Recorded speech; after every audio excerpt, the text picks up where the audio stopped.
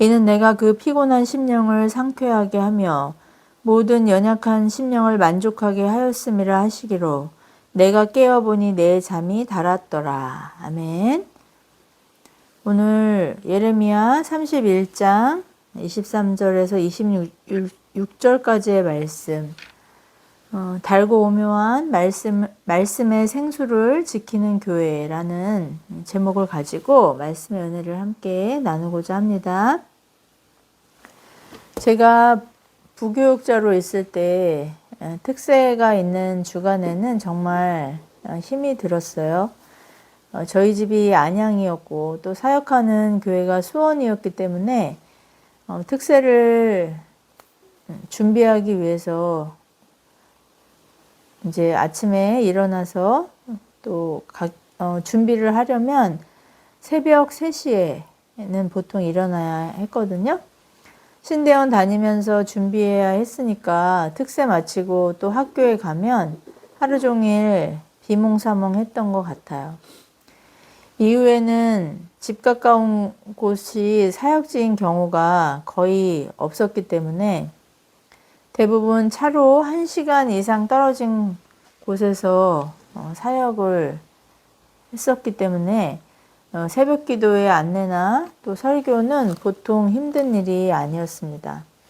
어떤 날은 정말 솔직히 말씀드리면 내가 언제까지 이 일을 할 수 있을까 라는 불평 아닌 불평을 한 날도 있었죠.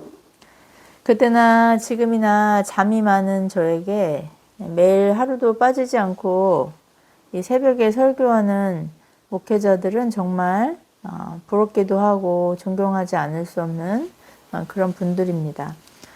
하나님께서 제게 그런 성실함과 끈기가 없다는 것을 참작하셔서 저를 이렇게 생긴 대로 관용하는 우리 가족들에게만 설교할 기회를 주셨는지 모르겠다고 반성하지만 여전히 잠을 포기하지 못하는 제가 여러분도 안타까우시죠? 18세기 탁월한 개혁주의 신학자이자 설교자인 이 조나단 에드워즈는 그의 저서에서 목사는 성도의 영혼을 지키는 파수꾼이라고 정의했습니다. 파수꾼이 무엇을 하는 사람이죠?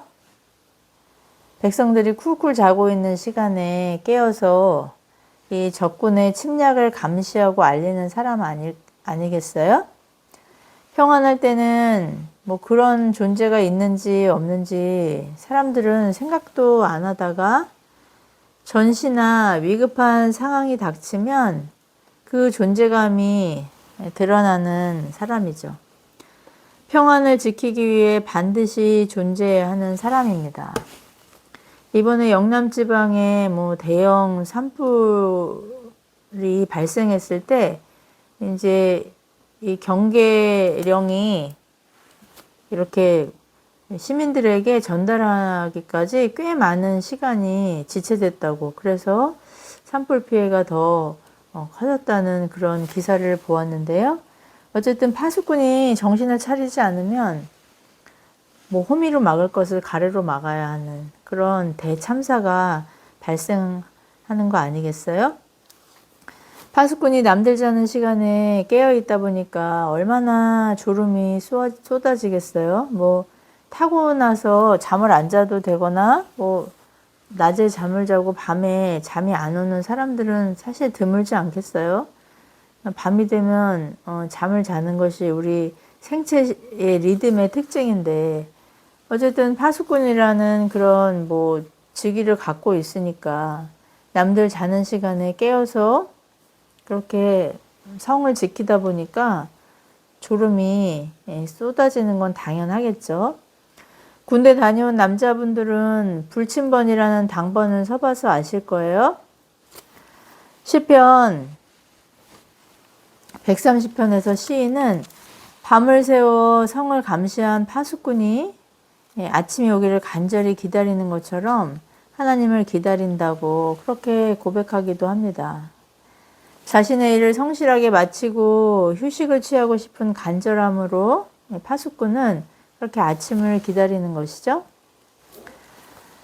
이 영남지방 쓰나미급 대형 산불로 인해 많은 사상자와 이재민이 발생했어요. 인구 고령화로 화재 진압대원의 평균 연령이 60대라고 그렇게 발표됐습니다.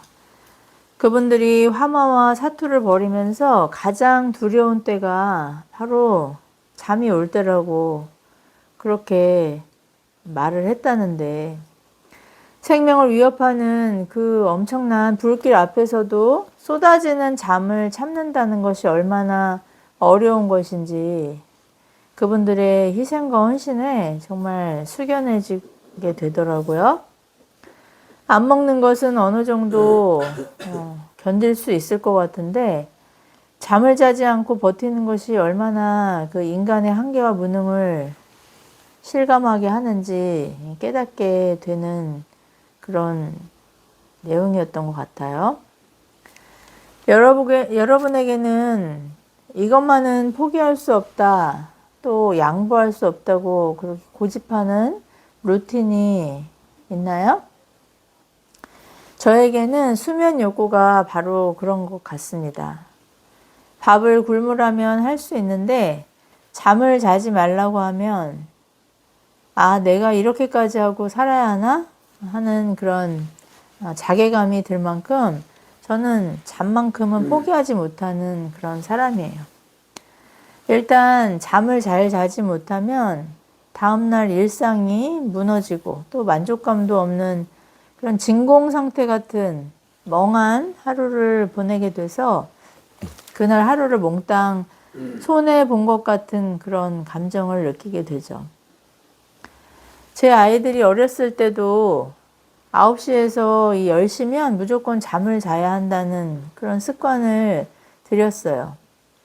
심지어 시험 기간에도 밤을 새운다고 하면 공부 못하는 애들이 꼭 밤새워서 공부하는 거라고, 미리미리 했어야 한다고, 시험 못 봐도 되니까 잠부터 자라고 그렇게 성화를 부리곤 했죠. 아들 둘은 지금이나 뭐 그때나 제 말을 안 듣고 뭐 하고 싶은 대로 했는데 순둥이 같은 저희 딸은 제 말을 잘 들어서 그 루틴이 지금까지도 10시면 잠자는 습관으로 굳혀졌고, 이런 딸의 모습을 본 뭐 친구들이나 동료들이 이 아이의 숙면 습관을 매우 신기해한다고 전해 들었어요. 일찍 자고 일찍 일어나는 그 건강한 습관이 이 비정상이 돼버린 시대를 살아가고 있는 것 같습니다. 한때 워라벨이니 뭐 욜로니 소확행이니라는 이 신조어가 유행했었죠. 일과 여유의 균형이라는 뭐 워라벨, 또 한 번 사는 인생 뭐 즐겨보자는 욜로, 또 작은 것에서 행복감을 누리자, 그래서 뭐 돈 모으지 말고 여행 다니고, 또 스몰 럭셔리라고 해서 뭐 명품 사드리고, 뭐 이런 소확행이 와전이 돼서 이렇게 사람들이 이런 것들을 하다 보니까 그런 삶의 한계와 허무함을 경험한 사람들이 요즘에는 아보아라는 신조어를 외치고 있다고 하더라고요. 아보아의 뜻이 뭔지 아세요, 여러분? 들어보셨나요? 아주 보통의 하루라는 의미라고 해요. 저는 아보아 같은 일상을 마무리하는 밤 9시만 되면 포근한 잠자리에서 꿀잠 잘 것을 생각하고 그렇게 마음이 설렐 수가 없습니다. 여러분 정말 한 9시만 되면요 마음이 설레요. 좀 이상한 취향 같죠? 남들은 잠자는 시간이 아까워서 일하고 공부하고 또 밤새 SNS를 하거나 게임을 하거나 뭐 술을 마신다든지 영화를 본다든지, 어쨌든 좋아하는 일을 위해 잠자는 시간까지 아까워하지 않나요?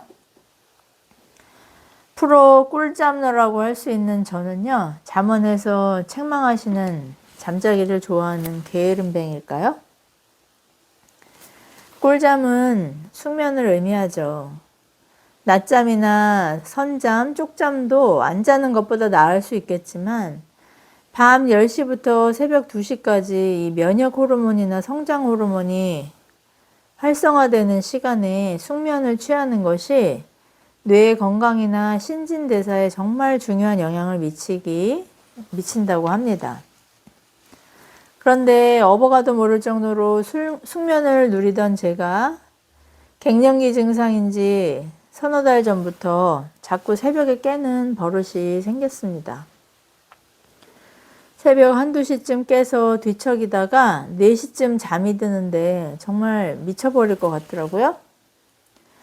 남편이 1~2시간 간격으로 잠에서 깨는 이 수면 장애를 겪는 것을 옆에서 지켜보면서 제가 어떻게 해줄 수는 없고 참 안 됐다 그랬었는데, 그런 수면 장애를 제가 겪어보니까 정말 밑을 노르시더라고요. 처음에는 잠에서 깰 때면 기도하고 또 말씀 암송도 하고 주님의 기도와 사도신경을 그렇게 암송하면서 바로 잠들었었는데, 요즘은 그렇게 해도 잠이 잘 안 오고 거의 밤을 꼬박 새우기도 합니다. 다음 날의 루틴은 엉망이 돼버리는 거죠.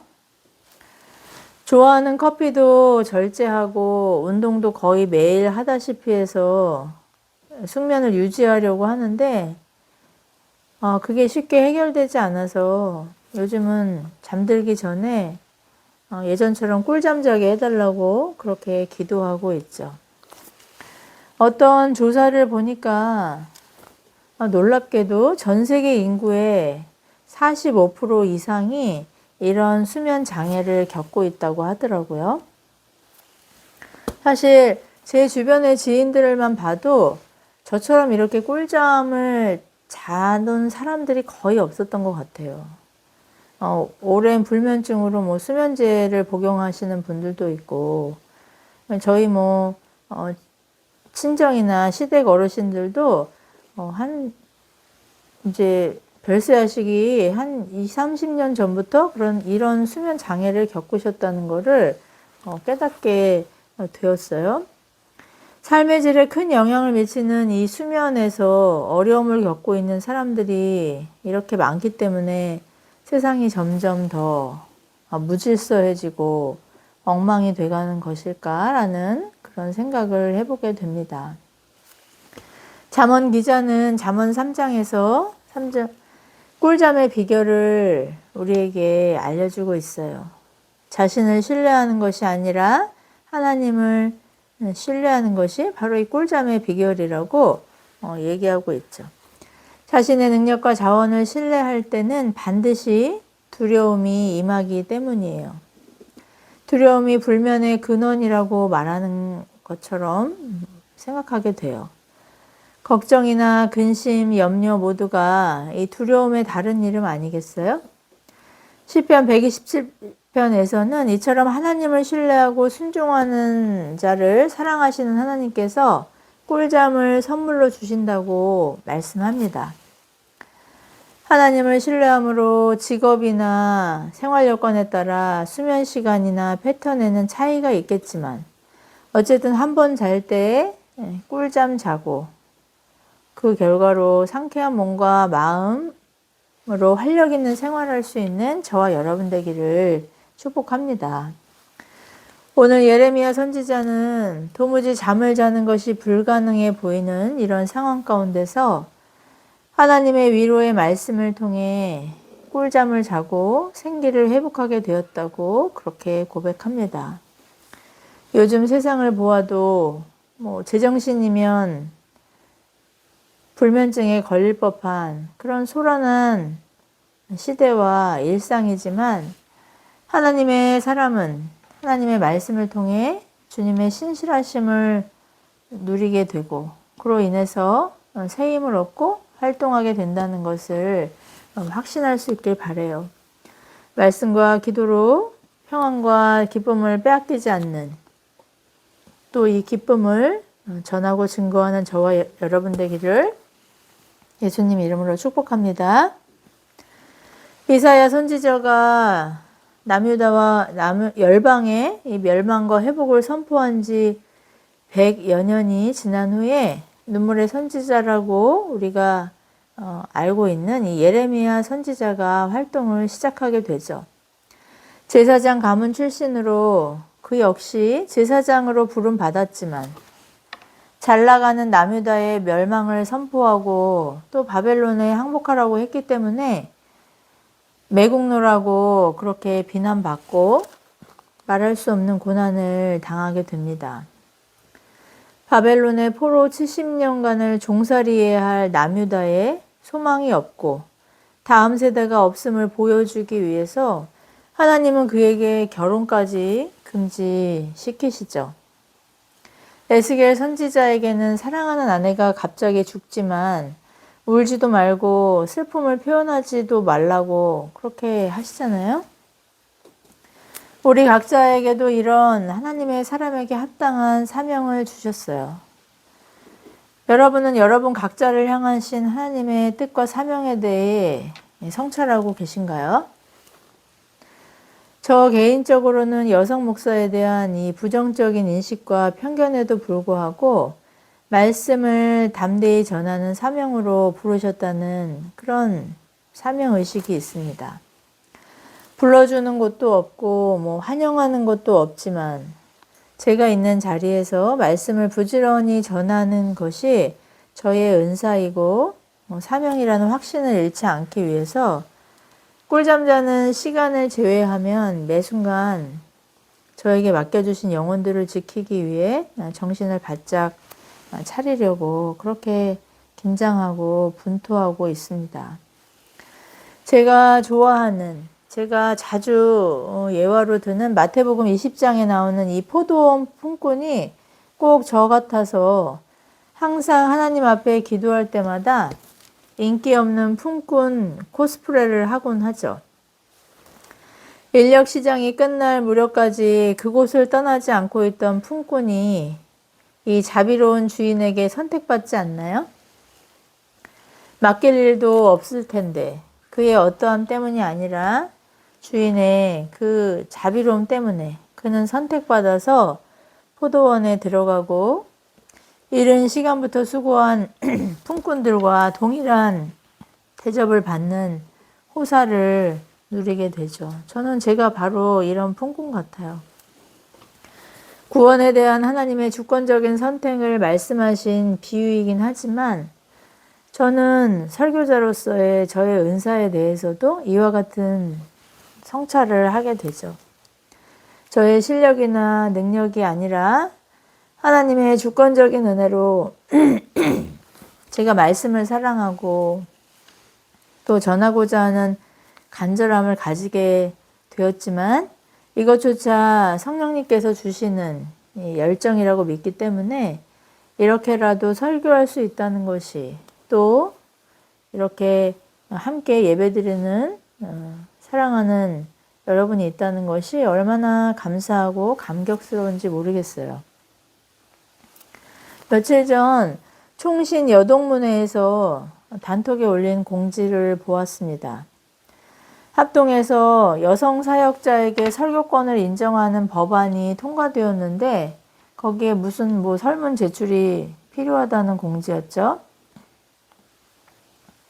아마 실명을 확인하는 절차인 것 같았어요. 설문에 답하고 마지막으로 전할 말을 기록하라는 곳에 저는 회개하라고 그렇게 기록해서 제출했습니다.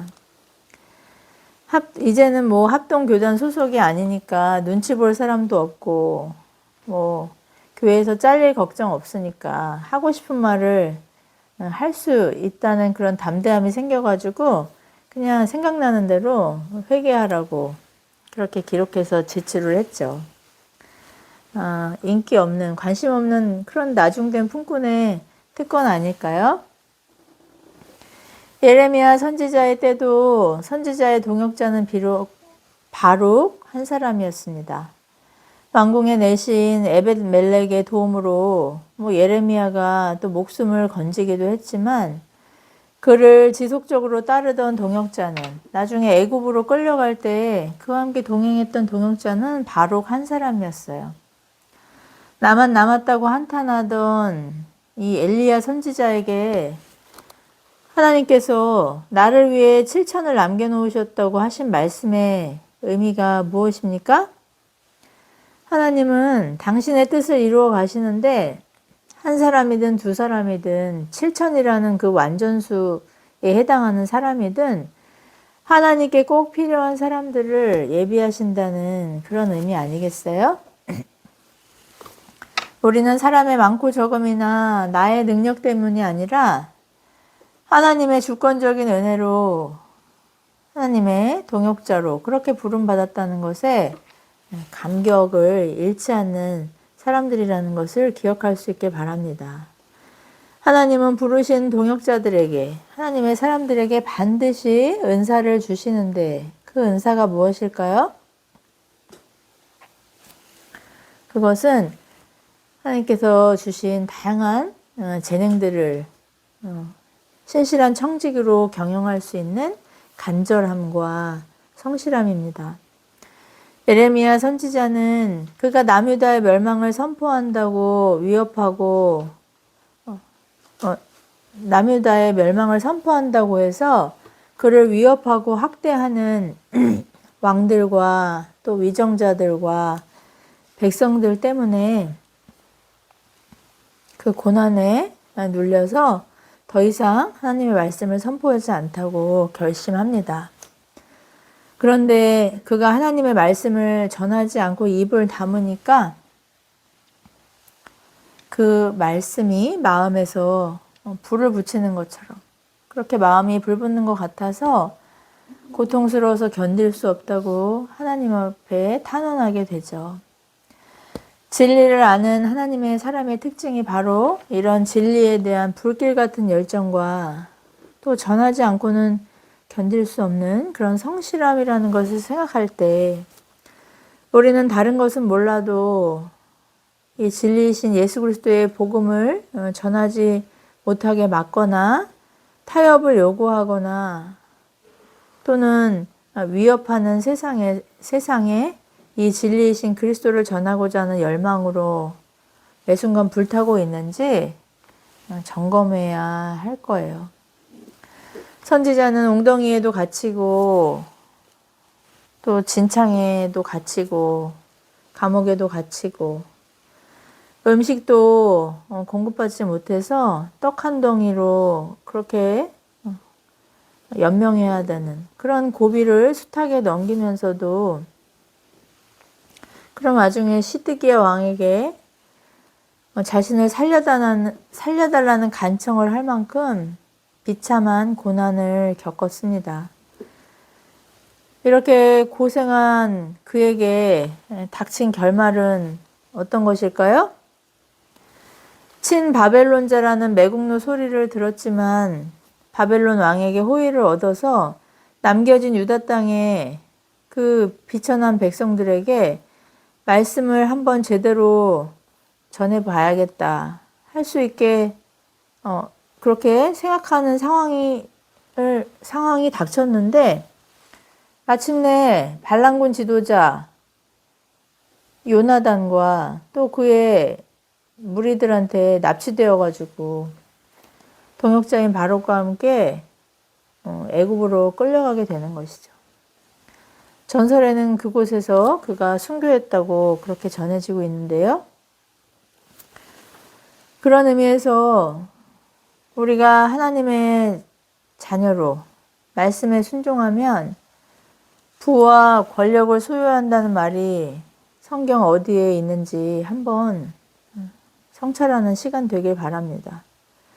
그럼에도 불구하고 왜 그런 설교를 하는 설교자가 있고 또 그런 설교에 맹목적으로 아멘하는 교인이 그렇게 많은 것일까요? 교회 다녀도 형통한다더니 사는 게 더 팍팍하고 힘들다 하면서 교회를 떠나는 교인들이 많은 이유가 바로 하나님의 진리의 말씀을 왜곡하고 또 호도하는 그런 교회와 예수 그리스도의 그 아름다우심을, 거룩하심을 온전히 증거하지 못하는 그런 우리들의 모습 때문에 그들이 이런 오해를 하는 것은 아닐지 이 시간 하나님 앞에 점검하는 시간 되기를 바랍니다. 예수님도 또 사도 바울도 전도자와 정도자의 직무와 함께 우리에게 고난을 받으라고 그렇게 말씀하셨어요. 예레미야 선지자와 같은 믿음의 위대한 이 선배들은 바로 하나님의 말씀을 전함과 함께 고난을 받고 그 고난 가운데서 어떻게 보면 비참하다고 평가할 만한 그런 죽임을 당하지 않았나요? 왜 우리는 주님을 믿는다고 하면서 또 자기 십자가를 지고 자신의 정욕을 부인하고 주님을 따르라는 그 부르심 가운데 나온 제자의 삶을 살겠다고 하면서도 내 삶 속에 남들과는 차별화된 소유가 더 늘어날 것이라는 착각에서 또 그 형통함에서 자유롭지 못한 것일까요? 교회가 크고 사람이 많이 모이면 진리가 선포되는 교회라는 망상에서 자유롭지 못한 이유가 무엇일까요? 예레미야를 대적하고 그를 핍박한 이 하나냐라는 거짓 선지자는 당시 잘나가던 남유다의 평안을 공포하고 예레미야 선지자를 거짓 선지자라고 몰아서 더욱 많은 고통을 받게 했던 사람이에요. 그러나 세상의 눈으로 형통해 보이는 그의 결국은 하나님의 심판으로 죽임을 당하는 것이었죠. 하나님께서는 예레미야 선지자를 통해 하나님의 말씀이 하나도 낭비되지 않고 다 이루어지는 능력을 보여주셨고 그가 진정한 하나님의 사람이었다는 것을 친히 변호해 주셨습니다. 하나님은 왜 사랑하시는 예레미야를 좀 더 편하게, 신나게, 살맛나게 사역할 수 있도록 인도하시지 않고 말씀도 어쩔 수 없어서 전하지 않으면 견딜 수 없어서 그렇게 전하게 또 죽음조차 남들이 부러워할 만한 죽음이 아닌 남들이 모두 그렇게만은 되지 않게 해달라고 그렇게 간구할 만한 죽음으로 인도하셨을까요? 우리는 우리가 만나는 고난의 때에 우리에게 구원과 평안을 약속하신 하나님의 말씀이 또 간절히 부르짖는 자에게 응답을 약속하신 하나님의 이 말씀이 혹시 가스라이팅은 아닐까 의심할 때가 있지 않습니까? 경제적인 어려움과 질병의 치료를 위해 교회가 간절히 합심해서 기도했는데 원하는 대로 그렇게 되지 않으면 그런 상황 속에서 하나님은 선하시다고 신실하시다고 하는 말씀을 그래도 붙들어야 한다고 하는 그런 권면의 말씀을 들을 때 마치 이것은 가스라이팅이 아닐까 하고 의심할 때가 있지 않나요? 이렇게 하나님이 평안과 풍요를 주시면 그것은 우리가 받을 만해서 그런 거라고 교만해지고 또 내가 원하는 기도에 응답 주시지 않는 건 그런 것 같으면 예레미야 선지자의 불평처럼 하나님은 속이는 시내처럼 변덕스러운 분이시라고 그런 의심하는 늪에서 헤어나오지 못하진 않나요? 이런 우리의 불신함과 무지 때문에 그 많은 선지자들이 진리를 전하다 죽임을 당했고 마침내 예수 그리스도께서 오셔서 죽으시고 부활하심으로 우리의 불신을 패하시고 하나님의 구원을 주권적으로 완성하시게 된 거죠. 우리의 능력이 아닌 예수 그리스도께서 이루신 구원으로 인해 우리는 우리의 삶이 비록 고난의 여정이지만, 끝나지 않을 것 같은 고난의 연속일지라도 패배주의에 빠지지 않고, 또 잠시 잠깐이지만 형통할 때 이 형통을 사수하기 위해, 이 형통을 내 힘으로 지키기 위해 불안해하지 않을 수 있는 것이죠. 이런 구원과 회복을 약속하신 하나님만이 이 상황을 뛰어넘는 유일한 소망이라는 말씀으로 인해 하나님의 신실하심과 전능하심을 환상 가운데 누린 선지자는 그의 잠이 달콤했다고, 오늘 달았다고 말하는데 달콤했다고, 원어적으로는 달콤했다는 의미인데요. 그렇게 고백할 수 있었던 거예요. 그의 오늘 25절에 그의 피곤한 심령이라고 번역된 이 피곤한이란 단어의 원어적인 의미는 사실은 뭐 목마르다, 갈급하다, 공고하다 이런 의미거든요.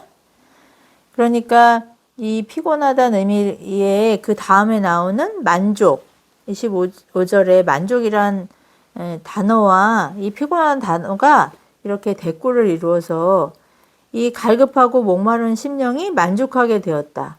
이 만족하다는 의미는 또 언어적으로 뭐냐면 목욕하다, 뭐 흠뻑 적시다, 뭐 목마름이 해결되다 이런 의미를 갖고 있기 때문에 그 피곤하다는 단어를 어떻게 보면은 이제 목마르다라고 해석하는 것이 더 맞지 않나 하는 생각을 하게 돼요.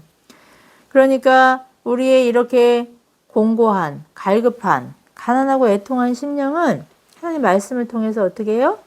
이렇게 흡족하게 목욕을 하는 것처럼, 깊은 물에 잠기는 것처럼 그런 해갈을 경험하게 되는 것이죠. 목마른 사람이 시원한 생수를 흠뻑 마시듯, 배고픈 사람이 양식을 흡족히 그렇게 먹듯이 하나님의 말씀으로 인해 회복된 선지자의 심령이 참된 회복과 만족을 얻었다고 그렇게 선언하고 있는 거예요. 세계 인구의 어떻게 보면 절반이라고 할 수 있는 사람들이 수면장애를 겪을 수밖에 없는 이런 위기 가득한, 또 향락으로 폭주하는 이 세상에서 성도와 교회가 이 하나님의 그 생기와 풍요를 누리는 비결은 바로 하나님의 말씀을 통한 신령한 교제에 있다는 것을 깨닫는 시간 되기를 축복합니다. 이 마르지 않는 말씀의 이 생수를, 이 샘을 위임받은 교회가 메마르고 공고한 이 세상에 이 생수를 공급하는 은혜의 도구로, 또 이 생수를, 생수의 샘을 지키는 청지기로 부름받았다는 것을 항상 기억할 수 있는 저와 여러분 되길 바랍니다. 이 말씀의 생명샘을 소유한 저와 여러분은 이 달콤하고 흡족한 생명의 유익을 누리고 있겠죠? 말씀과 기도와 또 순종으로 우리의 보이는 형편은 답답하고 두려워해야 할 일 투성이지만, 안은 뭐 걱정, 밖엔 근심 투성이지만 하나님을 향한, 하나님의 생명으로 흡족한 치유와 회복을 누리고 살아가는 우리의 속사람은 이 세상이 알 수 없는 이 달콤한 은혜를 매일 맛보고 누리고 살아간다는 것을 우리의 말과 또 섬김을 통해 담대히 증거할 수 있길 바랍니다. 한 주간도 목마른 자에게 값없이 주시는 이 생수의 복음을 우리에게 주신 자원과 또 모든 소유를 나눔으로, 또 연약한 지체들을 섬김으로 증거하는 저와 여러분 되기를 예수 그리스도의 이름으로 축복합니다. 기도하시겠습니다. 자비로우신 하나님 아버지 은혜를 감사합니다. 하나님의 은혜가 아니면 한순간도 살아갈 수 없는 이 공고한 심령이 오늘도 하나님 말씀을 통해 흡족해 되고 달콤함을 누리고 소생케 되는 그 시간을 갖게 하시니 감사와 찬양 드립니다. 하나님, 우리에게 주신 이 값진 생수를 또 생명샘을 전하고 증거하게 인색함이 없는 저희가 될 수 있도록 우리 안에 말씀을 향한 또 하나님, 기도를 통해 하나님을 만나고자 하는 갈망이 날마다 부릴 듯 일게 하셔서 우리의 힘과 능력이 아닌 오직 하나님의 은혜로만 이 세상이 하나님께로 돌아오는 역사에 우리가 쓰임받는다는 것을 늘 기억하는 저희 모두가 되게 하여 주시옵소서. 모든 말씀 보배롭고 존귀하신 예수 그리스도의 이름으로 간절히 기도드리옵나이다. 아멘.